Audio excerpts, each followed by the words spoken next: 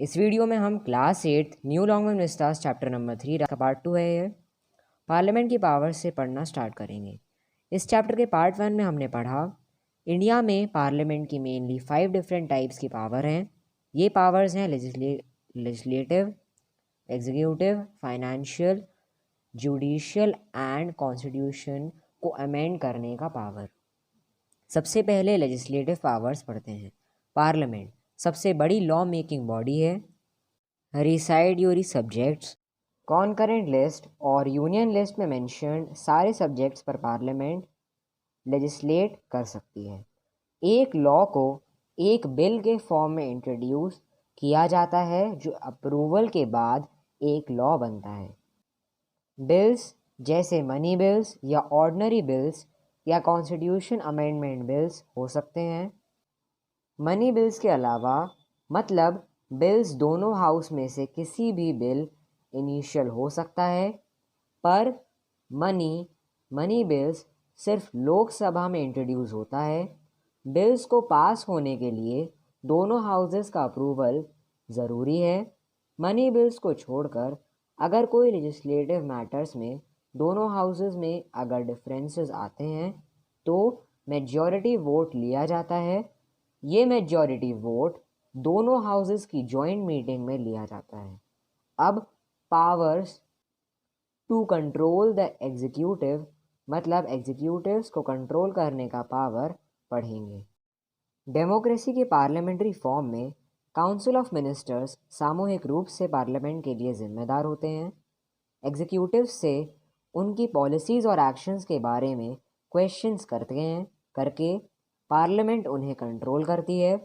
दोनों हाउसेस के question hours के समय यानी कि दोनों हाउसेस के क्वेश्चन आवर्स के समय मिनिस्टर्स से क्वेश्चन किए जाते हैं।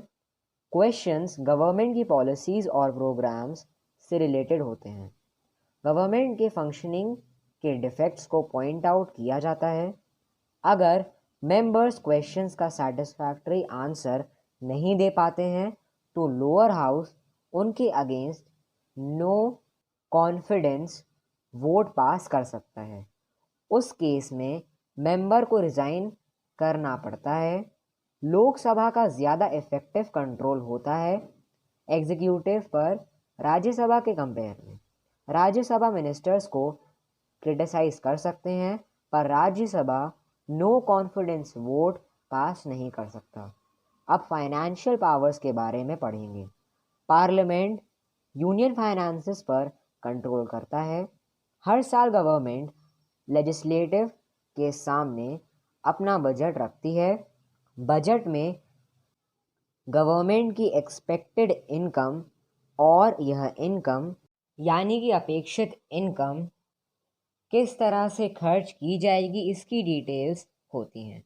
बजट के साथ फाइनेंशियल बिल भी इंट्रोड्यूस किया जाता है। इसमें गवर्नमेंट एक्सपेंडिचर को पूरा करने के लिए एग्जिस्टिंग टैक्सेस में मतलब पहले से जो टैक्सेस हैं उनमें कुछ चेंजेस करने की ज़रूरत के साथ ही साथ न्यू टैक्सेस के लिए प्रपोज़ल होते हैं। ये प्रपोजल्स लेजिस्लेचर के द्वारा अप्रूव किए जाते हैं। अगर अप्रूवल नहीं हुआ तो गवर्नमेंट को रिज़ाइन करना पड़ता है। अब power to amend the constitution पढ़ेंगे। कॉन्स्टिट्यूशन में अमेंडमेंट चेंजेस सिर्फ पार्लियामेंट में ही हो सकते हैं। कॉन्स्टिट्यूशन में कुछ आर्टिकल्स दोनों हाउसेस की सिर्फ मेजॉरिटी से अमेंड हो सकते हैं। कॉन्स्टिट्यूशन के एक मेजर पोर्शन को अमेंड करने के लिए दोनों हाउसेस की 2/3 मेजॉरिटी ज़रूरी होती है। अमेंडमेंट के मैटर में कॉन्स्टिट्यूशन वेस्ट यानी कि दोनों हाउसेस बराबर पावर देता है। इंटरनेशनल ट्रीटीज़ और ट्रेड एग्रीमेंट्स में भी पार्लियामेंट के कंसेंट की ज़रूरत होती है। अब जुडिशियल पावर्स पढ़ते हैं। इम्पीचमेंट प्रोसेस के द्वारा पार्लियामेंट इंडिया प्रेसिडेंट और वाइस प्रेसिडेंट को रिमूव कर सकती है। पार्लियामेंट सुप्रीम कोर्ट या हाई कोर्ट के जज को रिमूव करने का रिकमेंड कर सकती है प्रेसिडेंट को। और चीफ इलेक्शन कमिश्नर और ऑडिटर जनरल के बारे में भी सिमिलर रिकमेंडेशंस दे सकती है। अब पॉलिटिकल पार्टीज़ का रोल पढ़ेंगे। हमारी कंट्री में बहुत सारी पार्टीज़ हैं। कुछ पार्टीज़ जैसे कांग्रेस, भारतीय जनता पार्टी यानी कि BJP, communist party of India etcetera, जिन्हें नेशनल पार्टीज़ कहते हैं। रोल ऑफ पॉलिटिकल पार्टीज़, क्योंकि ये इंडिया के ज़्यादा एरिया में है, कुछ रीजनल पार्टीज़ भी हैं, मतलब रीजन वाइज अकाली दल और तेलुगु देशम पार्टी, इनकी लिमिटेड पावर है क्योंकि इनका इन्फ्लुएंस स्पेसिफिक रीजन्स तक है। इनमें सबसे रूल किया है कांग्रेस ने। हालांकि कांग्रेस के रूल के बीच में कुछ दूसरी पार्टीज़ ने भी रूल किया है। इस बुक के अकॉर्डिंग, मतलब जब ये बुक प्रिंट हुई तब पार्लियामेंट में कोई भी पार्टी क्लियरली मेजॉरिटी नहीं दे पाई, इसलिए कोअलिशन गवर्नमेंट बनी। कोअलिशन मतलब जब कोई भी पार्टी मेजॉरिटी में ना हो तो पार्टी दूसरी पार्टी से बात करके उसे अपनी पार्टी के साथ में लाकर गवर्नमेंट बनाने के लिए राज़ी करती है और फिर दोनों मिलकर म्यूचुअल अंडरस्टैंडिंग से गवर्नमेंट बनाते हैं। उसे कोअलिशन गवर्नमेंट कहते हैं। अब मेकिंग अ लॉ पढ़ेंगे। इसमें सबसे ऑर्डिनरी बिल पढ़ेंगे। ऑर्डिनरी बिल को एक लॉ या एक एक्ट बनने के लिए कुछ स्टेजेस से गुजरना पड़ता है। ये स्टेजेस हैं: पहला रीडिंग, फर्स्ट रीडिंग, फिर पार्लियामेंट के दोनों हाउसेस में से कोई एक हाउस ऑर्डिनरी बिल इंट्रोड्यूस कर सकता है। एक मिनिस्टर या प्राइवेट मेंबर जिसने बिल इंट्रोड्यूस किया है वो बिल के ऑब्जेक्टिव को एक्सप्लेन करता है। अगर हाउस बिल को यानी कि बिल के फेवर में है तो फिर बिल नेक्स्ट स्टेज में जाएगा। बिल के इंट्रोडक्शन को फर्स्ट रीडिंग ऑफ बिल कहते हैं। नेक्स्ट स्टेज है सेकेंड रीडिंग। इस स्टेज में बिल का जनरल डिस्कशन होता है, इसलिए बिल का एक क्लॉज के बाद दूसरे क्लॉज में डिस्कशन होता है। जो इसके फेवर में है उन्हें रीज़न देना पड़ता है कि क्यों बिल को पास करना चाहिए, और जो अपोज में है उन्हें बिल की वीकनेस बतानी पड़ती है। डिस्कशन के बाद बिल पर वोट किया जाता है। कभी कभी जनरल डिस्कशन के बाद बिल को सिलेक्ट कमेटी में केयरफुल स्टडी के लिए भेजा जाता है। फिर कमेटी जो रिपोर्ट देती है वो हाउस में डिस्कस की जाती है। फिर एक क्लॉज के बाद दूसरा क्लॉज डिस्कस किया जाता है, जिसके बाद वोटिंग सेशन होता है। थर्ड स्टेज है थर्ड रीडिंग। इस स्टेज में बिल पर वोटिंग की जाती है। अगर कोई छोटी मिस्टेक्स हैं तो उसे ठीक किया जाता है और सिंपल मेजॉरिटी के द्वारा पास किया जाता है।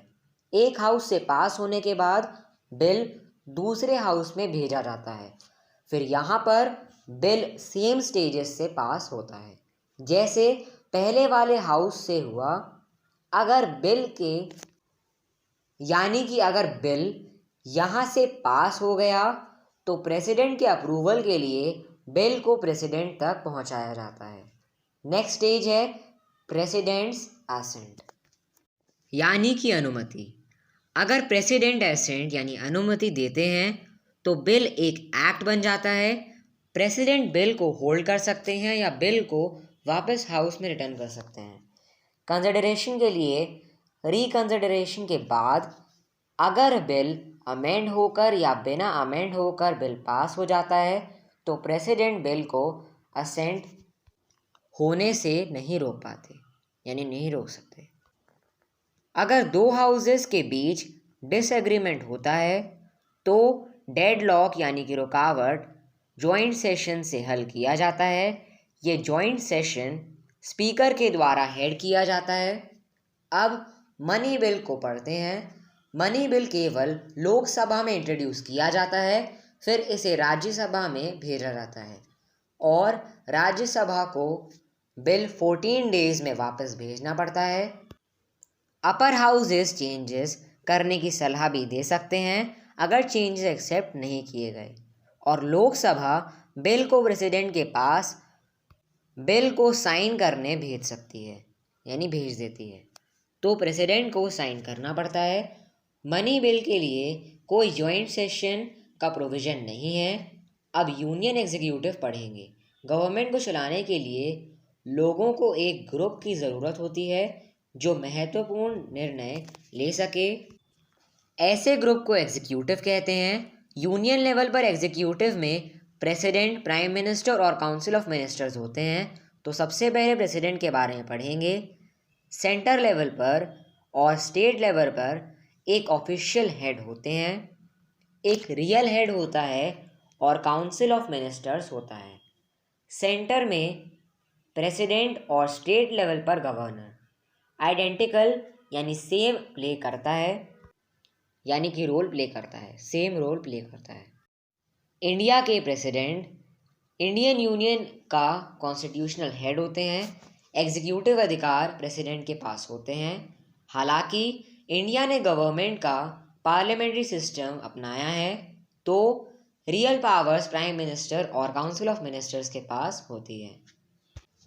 प्रेसिडेंट को अनिवार्य रूप यानी ऑब्लिगेटरी से प्राइम मिनिस्टर और काउंसिल ऑफ मिनिस्टर्स की एडवाइस पर सारे पावर्स एक्सरसाइज करने पड़ते हैं। अब प्रेसिडेंट के क्वालिफिकेशन देखते हैं।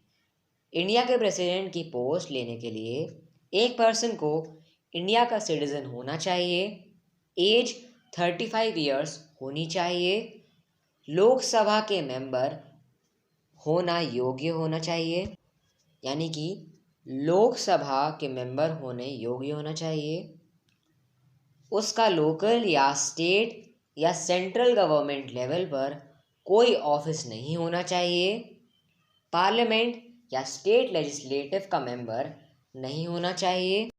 अब प्रेसिडेंट की अपॉइंटमेंट पढ़ेंगे। प्रेसिडेंट इलेक्टोरल कॉलेज के द्वारा इनडायरेक्टली इलेक्ट होते हैं।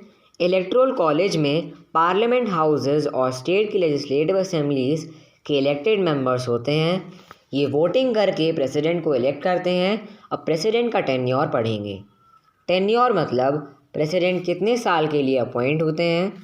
प्रेसिडेंट 5 ईयर्स के लिए अपॉइंट होते हैं और सेकेंड टर्म के लिए फिर से इलेक्ट हो सकते हैं। प्रेसिडेंट अगर रिज़ाइन करना चाहते हैं तो रेजिग्नेशन लेटर इंडिया के वाइस प्रेसिडेंट को एड्रेस करते हैं, जो उस लेटर को लोकसभा के स्पीकर को कन्वे करते हैं, यानी कि देते हैं। प्रेसिडेंट को सिर्फ कॉन्स्टिट्यूशनल प्रोसीजर जिसे इम्पीचमेंट कहते हैं उसके थ्रू ऑफिस से रिमूव कर सकते हैं। अब प्रेसिडेंट की सैलरी और अलाउंस क्या है। हर महीने प्रेसिडेंट की सैलरी होती है 5 लाख रुपीज़। समय समय पर अलाउंसेस दिए जाते हैं। अब इम्पीचमेंट पढ़ते हैं। प्रेसिडेंट को सिर्फ कॉन्स्टिट्यूशन के वायोलेंस यानी कि वायोलेशन के लिए इम्पीच किया जाता है, यानी किया जा सकता है। इम्पीचमेंट प्रोसेस पार्लियामेंट के दोनों हाउसेस में से किसी एक से स्टार्ट किया जा सकता है। इम्पीचमेंट के स्टेप्स है। फर्स्ट, हाउस के 2/3 मेजॉरिटी के द्वारा स्पेसिफिक चार्जेस लगने चाहिए प्रेसिडेंट के अगेंस्ट। सेकेंड, चार्जेस को दूसरा हाउस इन्वेस्टिगेट करता है। थर्ड, अगर दूसरे हाउस के 2/3 मेजॉरिटी ने चार्जेस को मान लिया तो प्रेसिडेंट को रिमूव किया जाता है। अब प्रेसिडेंट के पावर पढ़ेंगे। इंडिया के प्रेसिडेंट को एग्जीक्यूटिव, लेजिस्लेटिव, जुडिशियल, फाइनेंशियल और इमरजेंसी पावर्स कॉन्स्टिट्यूशन में डिलिनिएटेड यानी चित्रित है।